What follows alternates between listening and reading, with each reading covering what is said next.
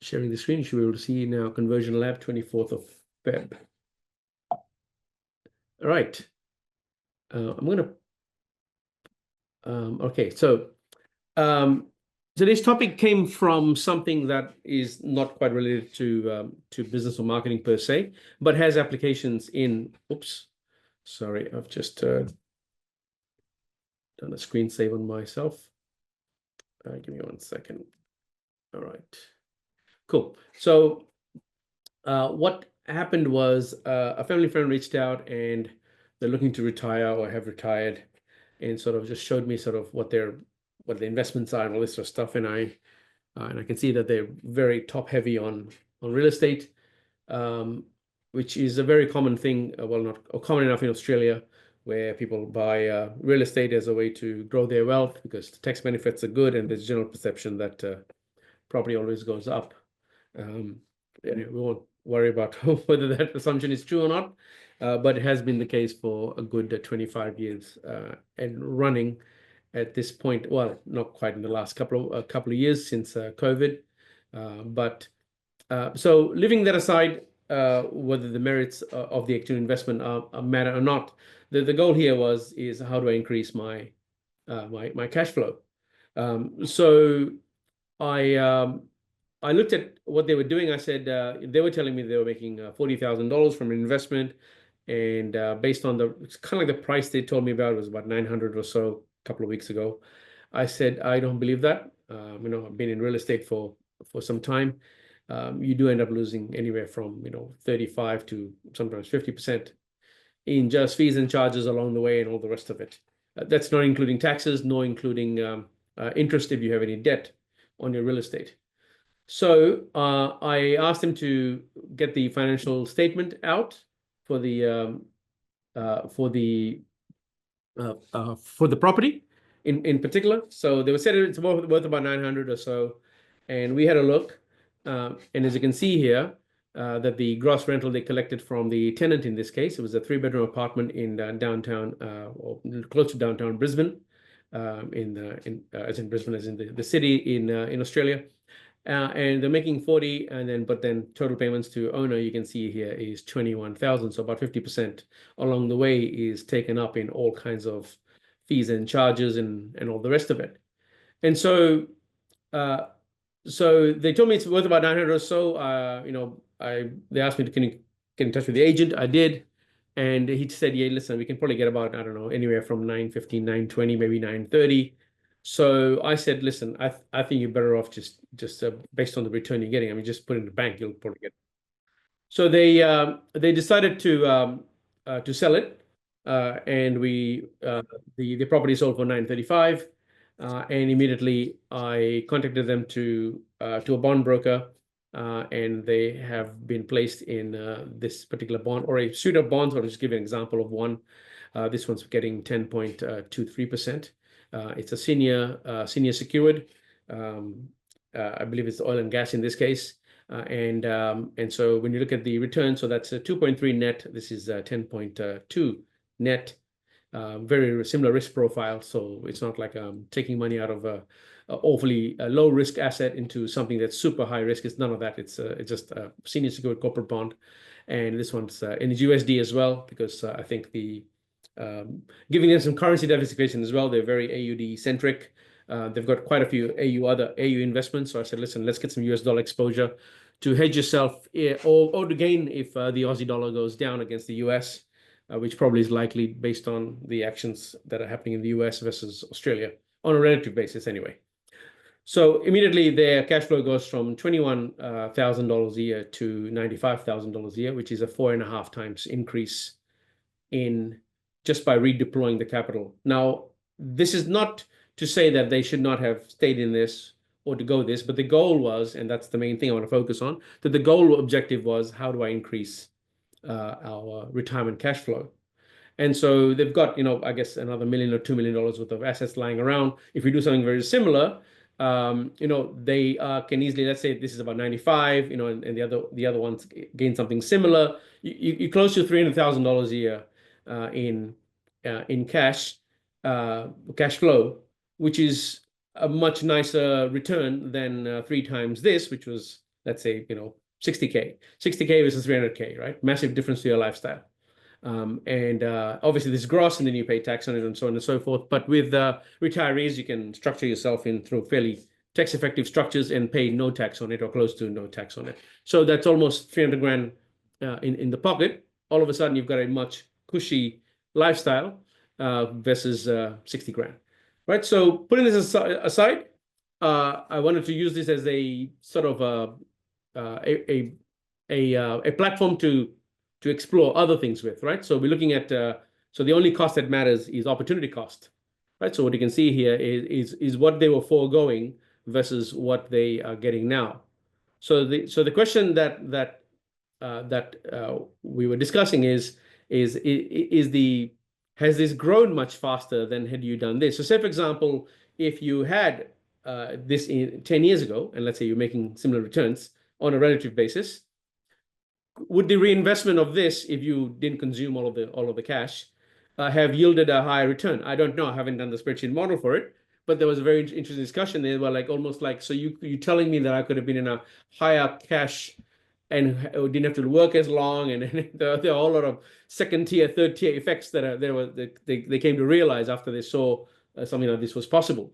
So anyway, so I wanted to use this as a platform to sort of, how do we look at our own kind of businesses, and that's the idea of the opportunity cost, which I've just shared here.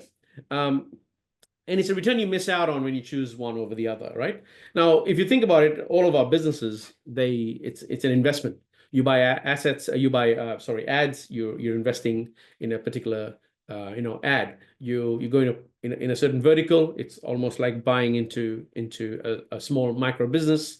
If you're in 10 verticals, then you're in 10 different micro businesses, right? So kind of looking at it from that standpoint, how could you apply this as a framework to the other decisions that we make within our business? Actually, before I move on, is the idea of the concept of opportunity cost kind of makes sense? Hope it does. I mean, the three people on the call are pretty smart, so I think that should be fine.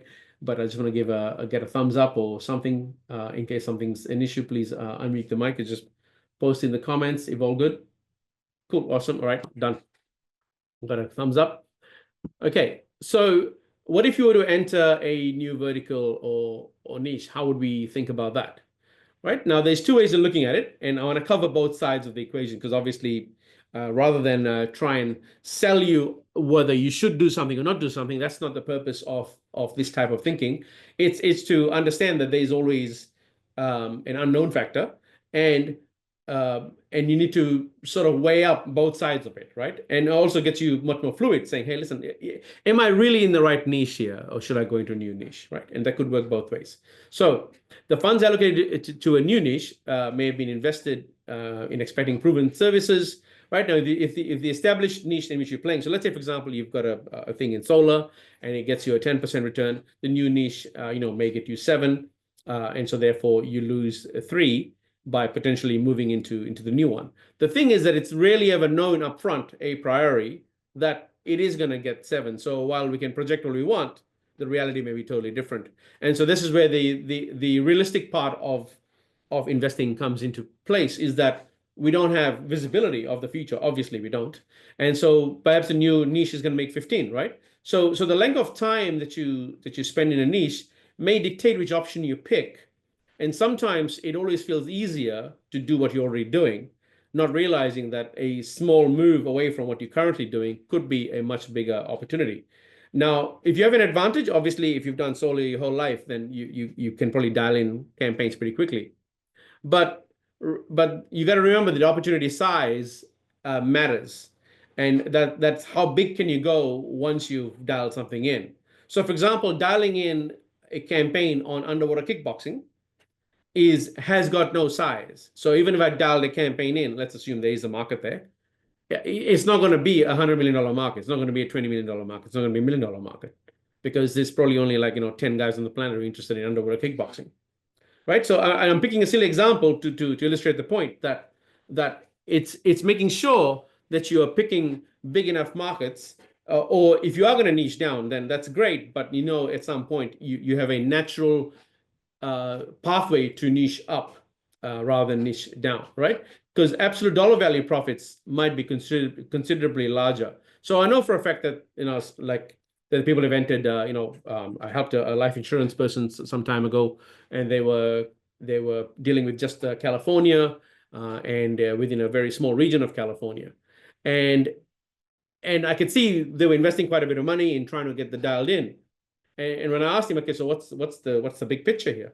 And he said, oh, I want to go national and have my sales team, close deals across all of the US and so on and so forth. And so I could see where this was going and why they wanted to invest so much effort into making this small campaign work, because it wasn't about that small campaign at all. It was about a bigger picture, and the way to deal with the risk is they managed to work on a small one, and then they expand it out later. From what I understand now, I spoke to them a couple of months ago. They're in about 15 different states now, and obviously it worked quite well. So it's using so making sure that whenever you're going to enter into a new niche market, that the market size is absolutely consideration. And there's a second tier reason why you want to do that, or another reason is that if you're ever going to looking for an exit, yeah, if you're too niched, it gets harder to find someone to acquire you.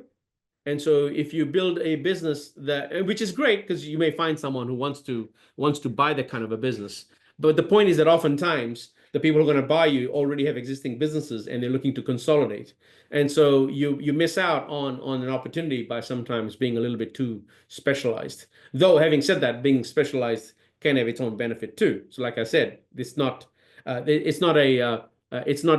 or wrong answer here. It's knowing that whatever choices you make, you close some future avenue, and no matter which option you pick, right? So, for example, if you niche down, then obviously your entry into the market is easier because you're only dealing in a finite space.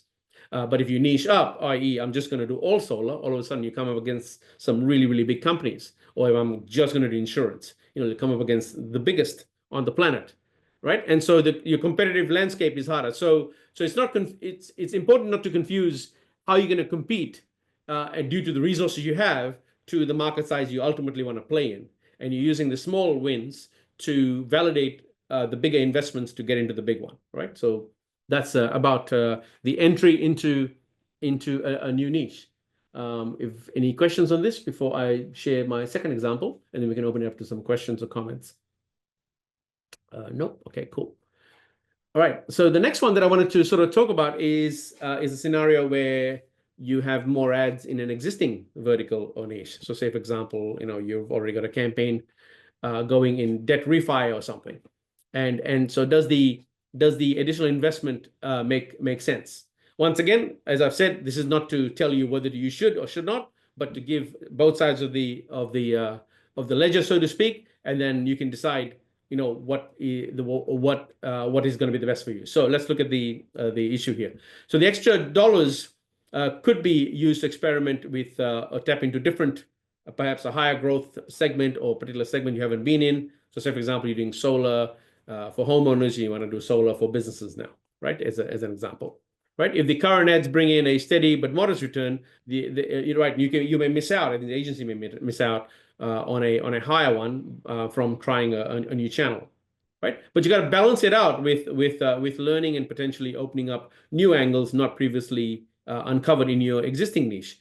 So the point here is that you got to do the return on invested capital. You got to do the return on investment, which is a spreadsheet that I shared that every agency should fill out when we did Finance SOS, which tells you what is your current return. And when you're making decisions about should I be looking at a different vertical or a sub vertical within what I'm working in or another segment, you go back and you say, well, what is my return looking at the moment? Can I keep getting this if I keep expanding my budget, right? And that's the main question here. Because let's say, for example, if you're spending $1 million a month, and you're like, hey, I'm making 20%, for example. Okay, well, will going from $1 million to $2 million still give you 20%? And the answer is at some point that starts diminishing because you're going to start overspending, and that efficiency is lost as you scale. Of course, there's a point, there's a sweet spot somewhere. And depending on the niche or vertical looking at, it could be millions of dollars a month. But the point is, at some point, you will go above the hump to the other side, where now your marginal contribution from every dollar is getting less and less and less. And there's a point beyond which you're no longer getting it. Now, of course, if your goal is to get market share or some other objective so that it allows you to have, and you're doing it for a reason.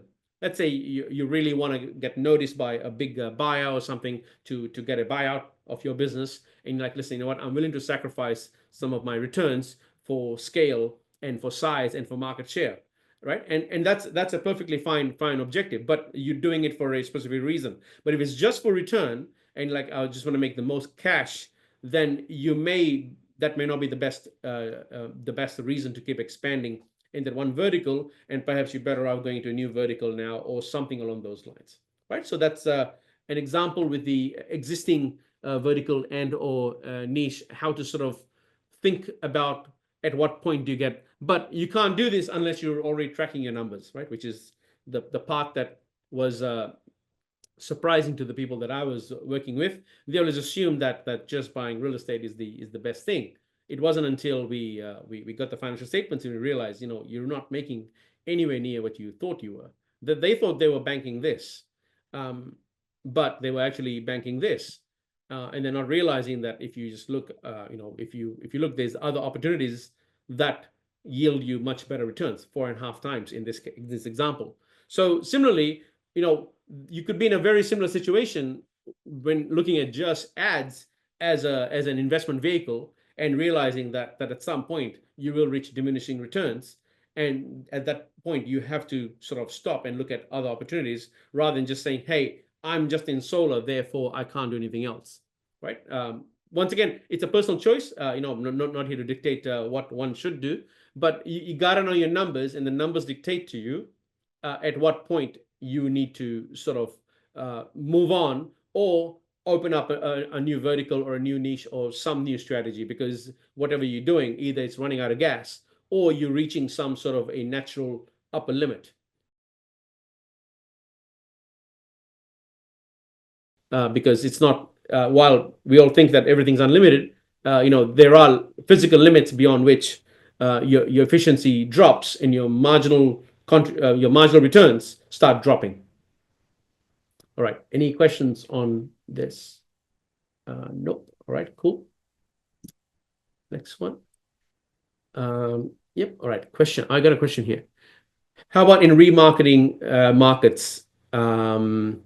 All right, where the acquisition might be break even or loss, and is based on future earnings. Yeah, absolutely. Yeah. So the returns will always be based on a net present value basis. So, i.e., the lifetime value of the customer. So you want to be looking at, and that is a great example. Now, where this is, so actually, it's a great question. Thank you. That leads me down another rabbit hole. There are verticals. In fact, outside of lead gen, there's very few verticals. As in, outside of lead gen as a business, there's very few verticals where you make cash upfront. Lead gen is one of the only ones where you say, hey, I'm going to spend $1 in ads and make $2 back, or $1.20 back in revenue, and keep the 20. Where the cash conversion cycle is within days. So, i.e., I spend whatever money I get this week, or whatever money I spend this week, I should say, I get back within 7 to 14 days later. So your cash conversion cycle is quite low, and it's quite easy to fund your ad expenditure from client money revenue coming in. Now, usually on the business side, i.e. the person who's buying the lead, that rarely ever works out that way. So, for example, if I'm selling a solar lead, it's not like, I get a solar lead on Monday and the guy is going to buy a solar panel on Tuesday. It's probably going to be a few weeks, if not a few months, before the person closes. So they're obviously going to be negative cash flow on day zero, i.e. they're paying the leads that you're sending them, but they will not get back their returns or cash, 60 days, 80 days, 90 days, whoever, 120 days, later. So, or whatever that the time period is. Now, businesses are well aware of that, or at least anyone who's getting into that business should be aware of that, because almost every big vertical, it actually works like that. In most businesses.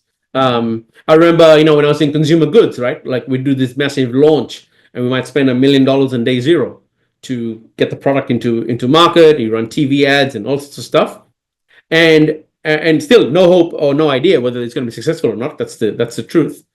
But then we'll realize like year one we might break even. That's after 12 months. But then year two, you no longer have to. You can cut back on the advertising a little bit, and the margin starts paying you back. Year three, you'll know whether it's a cash cow or not. And then from that point onwards, it's cash cow pretty much forever. So because you know that the brand's gonna last 10, 15, 20 years in the market, you can afford to spend quite a bit upfront. And if you're looking from a balanced portfolio perspective, if I launch 15 products, and even if 3 or 4 are successful, that takes care of the 5 or 10 that are not. So remarketing, just to answer the specific question here, where the acquisition costs might break even, that's perfectly fine. In fact, it's often an opportunity because most people won't touch it, especially in the little kind of online marketing world that we sort of live in. There's a massive amount of almost false promotion, I think, that you can just make money on day zero, as in, i.e., I spend $1 on ads and make $2 straight away. That doesn't happen outside of this small lead gen field. So yeah, absolutely. And so oftentimes it weeds people out. In fact, there was one market in particular that I can think of where it was taking about 60 days for the money to come back, but the money came back like twice, 2x or something. And so when they looked at the 7-day cycle or the 14-day cycle, 14-day, they were like, this is a crap niche, this is a crap market, this is a crap ads, this is a crap campaign, it's a crap funnel. And I said, hey, hang on a second, you guys don't understanding the nature of the product and the nature of the customer. To borrow from Joe Sugarman, I said, I think you might need to wait a bit.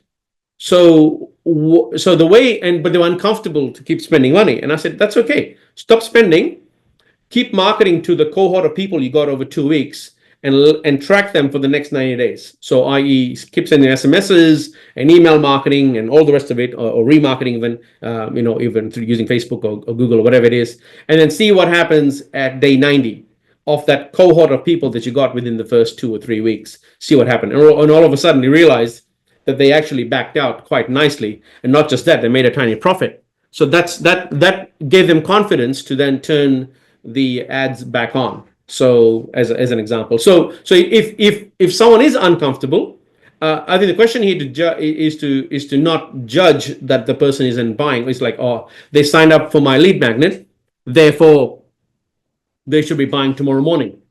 That rarely happens that way. In fact, there was a life insurance funnel that I worked on. This is, I don't know, maybe 18 months ago or 2 years ago, where they were running an email campaign for about 14 days. And so they said, do you think you have some way to make a difference? I said, yeah, why don't you just repeat that for another 14 days? And they did. And all of a sudden, it worked just as well it did, or almost as well as it did within the first 14 days. And that goes to show you that obviously there's people who are still in the market. It's not like these people magically turned out to be buyers. It's just life happens, right? How many times have you made plans to go buy a new car or get something done, and then all of a sudden you realize, a kid's holiday turns up, or someone gets sick or something, life happens. And so you kind of like go out of the market for a very brief period, and then if you're nudged, you'll get back in the market. That's the whole power of remarketing. Is that I may, so oftentimes I also find that remarketing only happens like someone signed up for a lead magnet, I'm going to remarket them for X days and then I'm going to stop. No, you can actually start another series of remarketing at some point later. Obviously it depends on the product and the niche and all that sort of stuff, so I don't want to make it as a blanket rule, but that would be something you consider, especially where the LTV is going to be huge. So once someone signs up to you, they probably could be a client to you forever. So a good example is the guy that I buy a lot of financial assets through, like bonds and all that kind of stuff. It took him like almost 2.5 years to get me as a client. It's not because I wasn't interested. It just wasn't priority for me, because the person I was using was just as good. It wasn't until I realized that I needed exposure to many other assets that all of a sudden his value was made higher, and that point was never sold to me until one day I reached out and said, "Hey, can you get me bonds in A, B, C, D country?" And he said, "Yeah, absolutely. We've got a whole whatever set up to do that." I said, "Okay, now we're talking." Had I known that on day zero, I probably would have signed up then, but there was no need for it. So there's another example there where I signed up to this person many months later, probably because they didn't do a good enough job of selling me or showing me what way they could make a difference to what I was trying to achieve. But it wasn't that I wasn't interested. It was just I was out of the market for the duration because the need wasn't there. And then because of the nudge or the constantly, he'd like call me every month and say, "Hey, Nick, just reaching out to you, wanted to see if you wanted to do a small trade with us."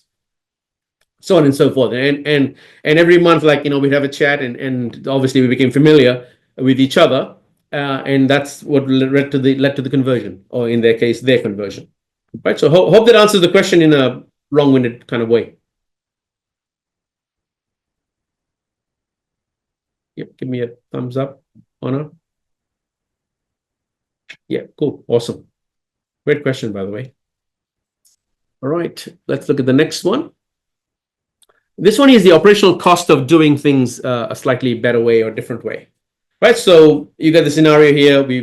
This is for the people who are doing Speed SOS. This is what we're looking at right now, largely. Oh, this has an immediate impact, I should say. That's not to say the other parts, it doesn't help you with other bits, but this one here is kind of obvious. So you upgrade your technology, AI automations, or you hire, a different group of people to help you run your business. The money spent on these improvements, could have been used to maybe acquire new customers or to generate new revenue opportunities, right? Now, and similarly, but you can also invest in making things faster. So you reduce the cost of business, and now that savings could be multiplied into other verticals. So whenever you're looking so an example there would be, let's say the person I was talking to, they were adamant that they want to be in property. Then the next question to say is that can we bring this down to zero? Right? It probably won't be as good as this, but nevertheless, can we get back to the 40? Can we increase the number from 21 to 40, or get as close as possible to 40 in some way? So management fees, maybe that's a third party leasing agent. Maybe you get rid of that. The remote and whatever this is, key and stuff. It's probably a one-time cost, so you can't do much about that. Utilities, you probably can't do much about that. Body corporate levies, which is the fees you pay for being part of a large apartment complex, you probably couldn't do much about that. Rates, you can't do much about that. Repairs and maintenance, maybe you can do something about that, but probably not. So as you can see here, there's obviously in this example not much you can do, because a lot of these costs would remain no matter which way you try to whistle your way out of it, because they're either government cost or some cost of owning the property. Now that's not the same when it comes to your own business. So let's say for argument's sake, if I'm spending let's say $2,000 a month, or let's say $5,000 a month for someone to do my reporting for me or something of that sort, perhaps I can add in some automations and AI to bring that from $5,000 to $1,000 a month. Now all of a sudden I've released $4,000 a month, but that 4,000 is released forever. So the lifetime value of your savings is actually can be considerably higher. It doesn't look like much. You're like, hey, I'm only going to save $500. I'm going to save $1,000 or $5,000 or whatever X amount is. But the point is sometimes that savings are permanent, as in once you've captured it, you can actually save that forever. Right. Oh, hey, Honor, thank you. I just saw the question. I'll answer it after this section here. So in my case, I've found that the operational part of, at least as part of LeadsHook, we're actually almost getting close to being 100% automated, where there's not a lot more human stuff going to be required to do that. So for example, invoices, making, data entry to the accounting system, all that sort of stuff. We still have a last human check, making sure the bank recs are done and all that sort of stuff. But the mechanics of this stuff, i.e., grab the invoice, save it, extract the information, do a journal entry or enter it as a vendor invoice into QuickBooks or Xero or whatever, that has all largely been automated now. And so which previously they were significant cost, or they were cost, but those savings are now permanent. So, i.e., let's say if I was spending, let's say 10 grand a month for VAs and all kinds of third-party tools, by automating all of that, obviously 10 doesn't go to zero, but 10 may go to one. So instead of $10,000, I'm spending only $1,000 now. And all of a sudden, nine is captured as value, but that's nine every month, which means from this point onwards, I can redeploy that nine into something else. So where else could I redeploy nine? I mean, I could take it out as cash and go on a holiday. That's one way I could use it. The other one could be that you just capture it into profit. So, i.e., your return on invested capital has just gone up by that amount, which is great. You've just built yourself a more efficient machine or business. The other one is, could you reinvest that in some other way? Or perhaps you're like, listen, if I'm spending, if I'm releasing 10 grand a month, I can probably run more experiments, can run more split tests, maybe track new traffic sources, perhaps even try a new vertical, or maybe, get a new employee, or maybe get a new better media buyer, or whatever. All of a sudden, that release that you do from being operationally efficient opens up a number of other opportunities that you probably could not consider, because it's coming out of money that you did not require an injection from you. Right, and so all of a sudden, the savings ends up becoming the source of investment.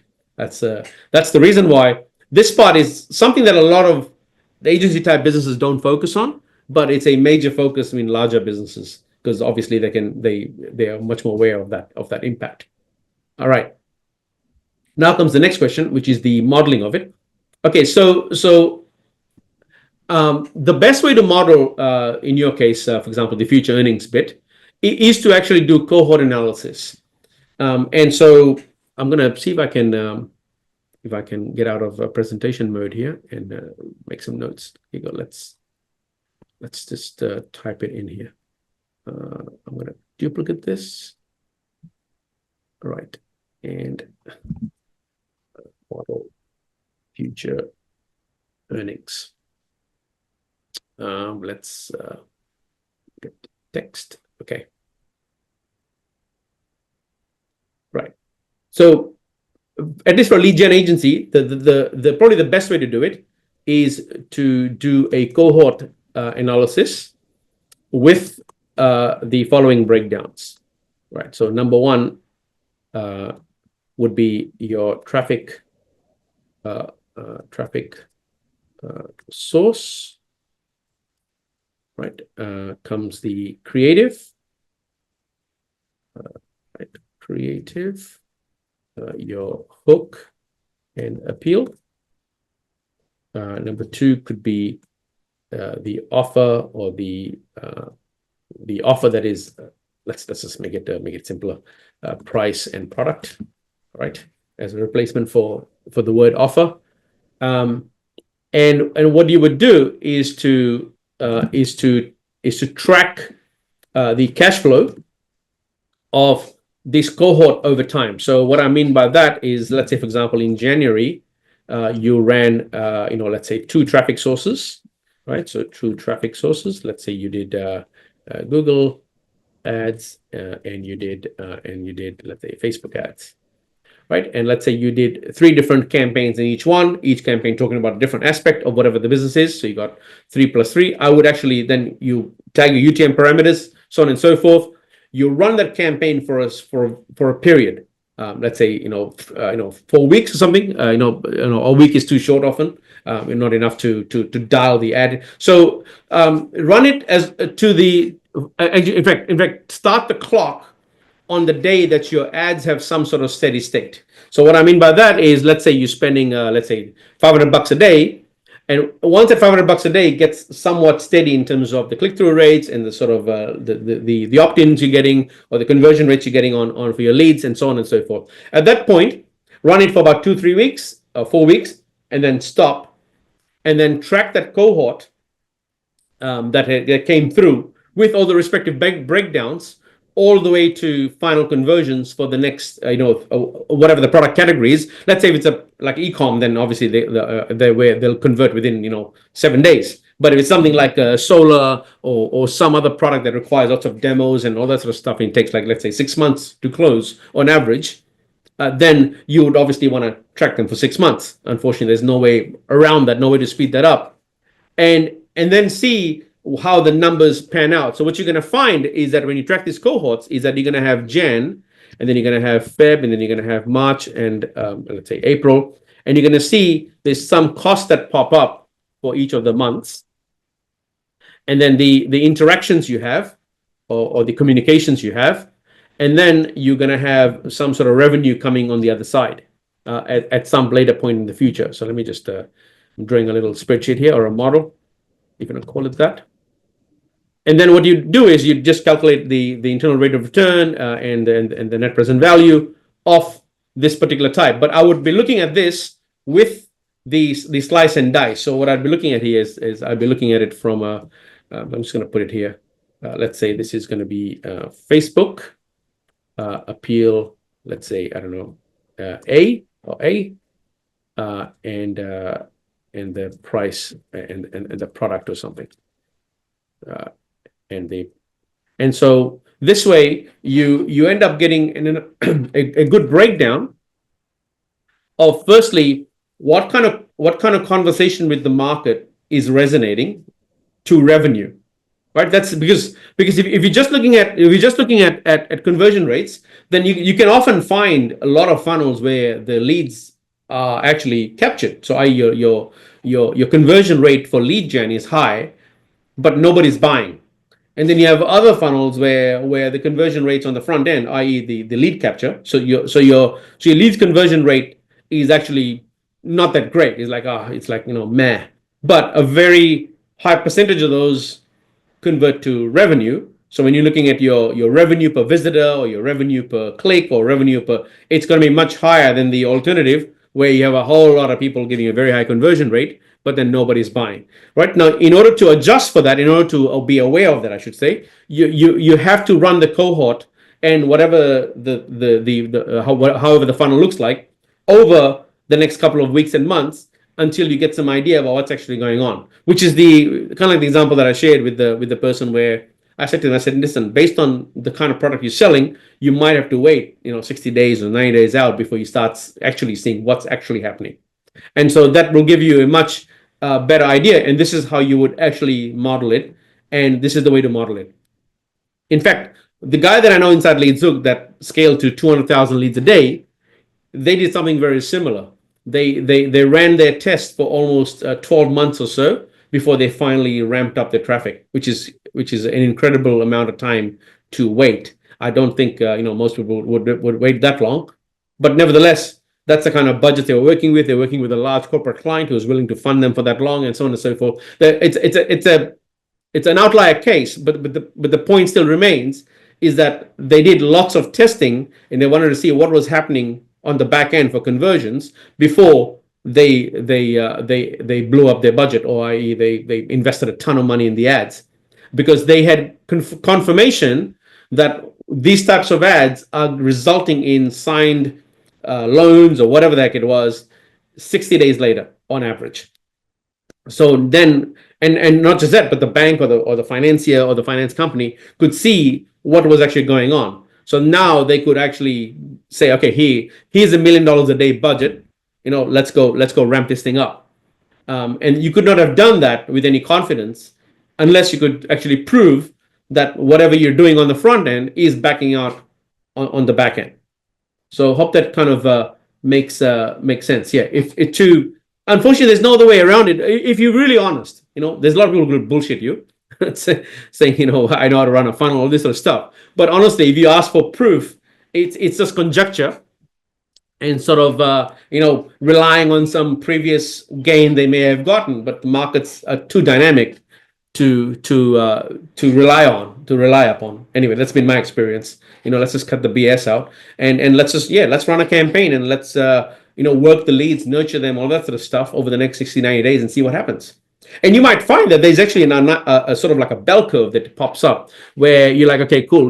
When we get a lead, we're going to drop the first handful of conversions or sales, like the first 10% that's ever going to buys within the first 7 days, and then another 15% buys within the next 30 days, and then the bulk of it is going to buy within the 30 and the 45-day mark, and then there's going to be a drop off on the other side, right? And so you get this little curve. But if you're not aware that this is actually how reality works, i.e., there's a curve everywhere, you often will miss out, and you'll cut the business too short. You're like, oh, this thing's crap, it doesn't make any money, and you in 2 weeks into the test, but you're not aware that perhaps there's a lot more sale that's coming further down the pipeline. And so I think this is probably the number one problem of most online businesses, at least where your sales cycles can be long, where they'll often kill the whole thing a little bit too soon, and miss out on the fact that the learning that could have happened had they just waited a bit longer. Right. There is another question here. Can you recommend any tools, API, from them to create? Yeah, actually, you know what? Just upload your CSV files into Claude.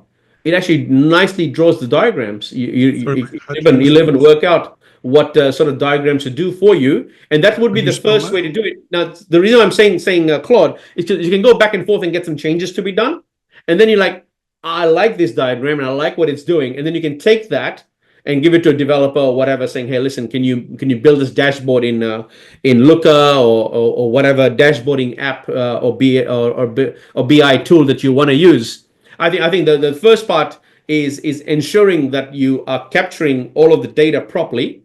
And then the graphics part actually is usually a much simpler problem to solve if you have the data in the first place. Oftentimes you're going to find is that you don't have the data, nor do you have the capability to graph, or you have a graphing tool without the capability or without the data. And unfortunately, you can't graph anything unless you have the data. So I'd say focus on the data capture fully and first, and then work out how you're going to graph this a little bit later. So the first place to start would be, so Claude is Anthropic.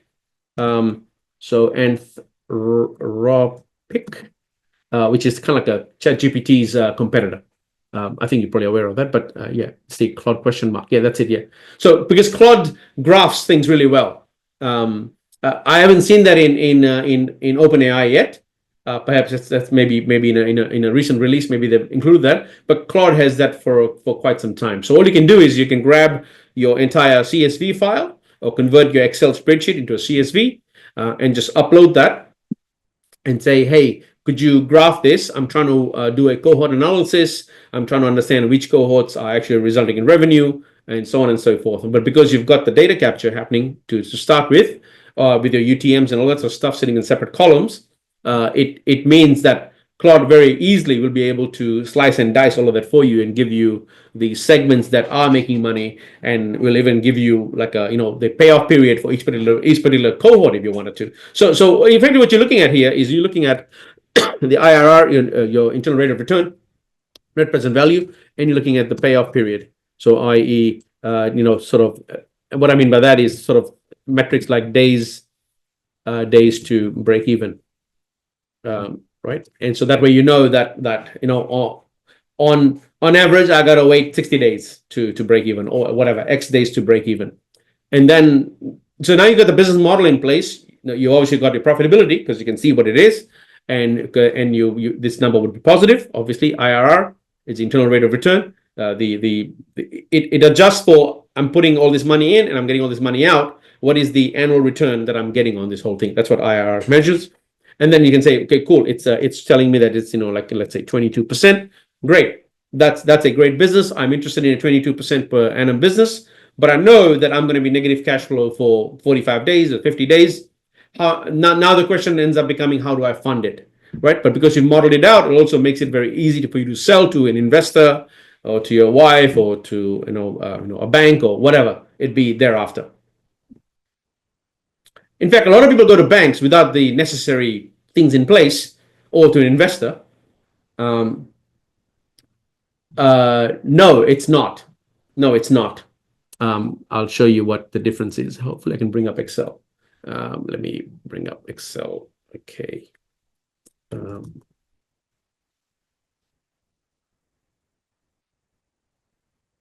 question, by the way. So MRR is a revenue metric only. IRR is a return on investment metric. So what I mean by that is, oh, okay, thank you. Right, so this is, let's say if it's got month 1.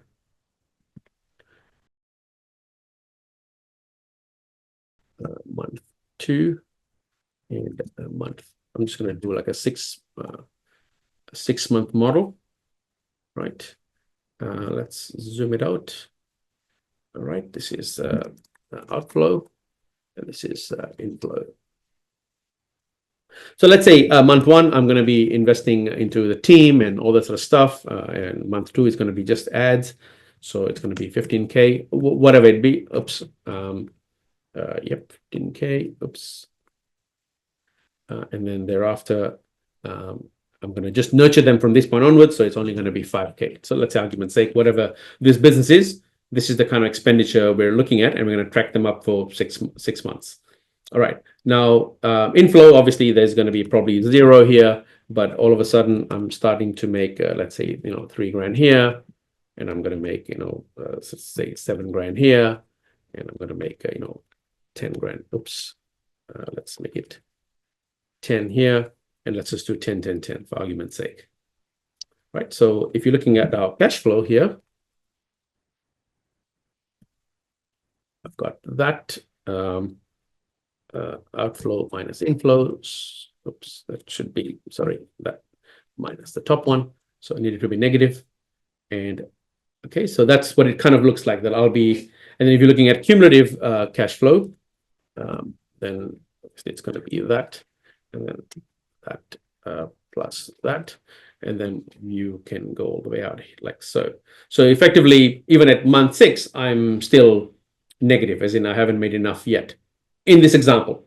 Right now, I'm just going to change the numbers here just to make the numbers, IRR numbers, work out. And let's say this is going to be, let's say, 25.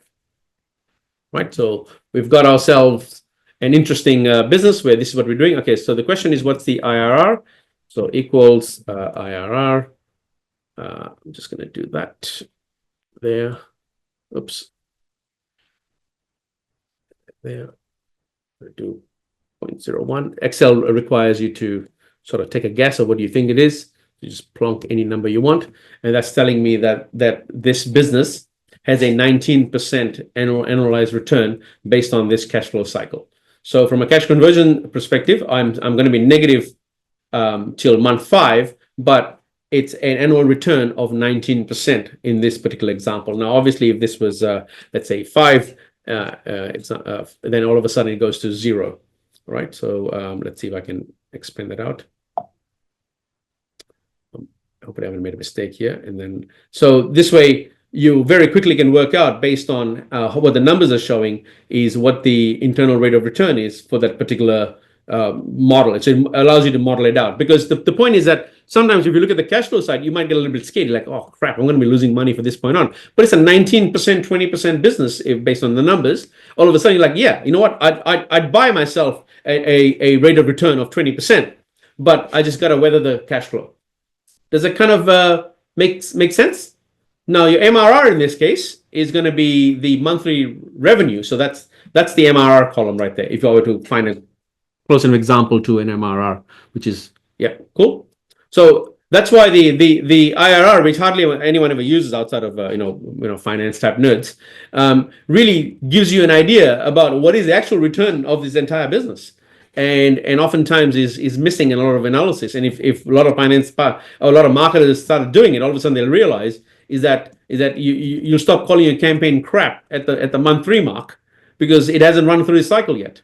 And there's a whole lot of money still to be made from the initial investments you did, which they forego because they're like, oh man, I spent 5 and I only got 2 back. So therefore it's a shit a funnel or a crappy business. No, it's not. You just haven't fully gone through the cycle yet to give it enough chance for the revenue that could pop up in days or weeks later.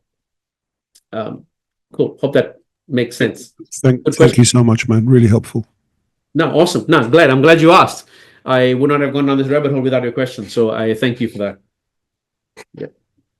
HubSpot used this MRR to sell us on partnerships back in the day. Yep. But MRR was not IRR. Correct. So a lot of people had really good MRR, but they were losing money Correct. because And HubSpot's fee was so expensive. correct. Yeah. So if you did an analysis like this as a provider of HubSpot services, you could where you would your outflow would include your internal systems you had, the employees, and the training, and the other one would be foregoing revenue, i.e., let's say if they charged you to sell their own services and things like that, because we're HubSpot and you make a lot of money off us, so therefore you should pay us something, and then net what you got paid. All of a sudden, if you model that out over a 12-month period or whatever it be, you'd probably realize like, okay, you know what? Yeah, it's actually shit, or whatever it was, or maybe it was very lucrative. But at least there's no way to BS this whole thing anymore. Yeah, perfect. I mean, Leads Hook and High Level together, fantastic. That's the future. Done. Thank you. Right. Any other questions for anybody else? We have. Cool. I hope this was good. I enjoy this much more than, but that's my bias. All good. Josh, of a J, it's second nature, so he's not going to have any questions. But Jonathan, good to have you. Thank you. No, good about this. Oh, cool. Awesome. Cool. All right. Well, if there's no follow-up questions, we'll call it a day, and we'll do it same time, same place. Oh, yeah. Sorry. Could you please revisit the example and give a theory? Is that what you meant? Example of the text structure. Yes. Okay. So that is this example here. Okay. So in Australia, in the superannuation structure, it's a specific retirement structure. The retirees can pull out income tax-free within certain thresholds and rules. So all we did was we took the money, and they had there's ways to top up into the superannuation structure, into the retirement structure. So let's say if you so an example, the reason why that was created, the whole top up functionality, was because you have people like tradespeople or whatever who may not have cash flow to monthly put it in like an employee normally would from a business that they're working for, and where your payday arrives when you sell the business. So what they were saying is that since you don't take a wage, you only pull out a little bit in drawings and things like that. We want to have a structure where you can contribute at a later stage, but have a lump sum amount to be contributed in. But it didn't quite specify that you have to be a tradesman to do it. It's a certain limits within which you can operate. So in their case, taking it out of their own name into the structure means that, and because they already post 65 or 67 or whatever the ages are, they can immediately put this in there, buy this, and have this income pretty much tax-free to pull back out. And so, which is even a better outcome than what it was sitting over here. So it's a little bit of a tax structuring, but I think the biggest gain was the fact that they just redeployed the capital into something that's going to give them a much better return. But the other thing that it does, and I probably didn't make this very clear when I spoke about this, was the fact that this side is active investing. This is truly passive much more passive than this side. So this side here, hey, no problem, Jonathan. Good to have you. On this side here, you have the situation where someone is going to, when a tap breaks, you're going to get a phone call, right? Hey, what do we do? Are you happy for us to get a quote and blah, blah, blah, all that sort of nonsense. While this side here, there's no phone calls. There's nothing. There's Zippo. The only thing you got to worry about is when you want to buy, when you want to sell, and I don't know how you want to spend your money. So it's largely, hassle-free. And here you're taking investment risk, plus you're taking a whole lot of management headaches. This side here is just investment risk. That doesn't go anywhere, obviously. Investment risk on both sides because you are buying into something. And so that's the sort of strategy and the thinking behind it. So yeah, hope that answers the question of the tax structure.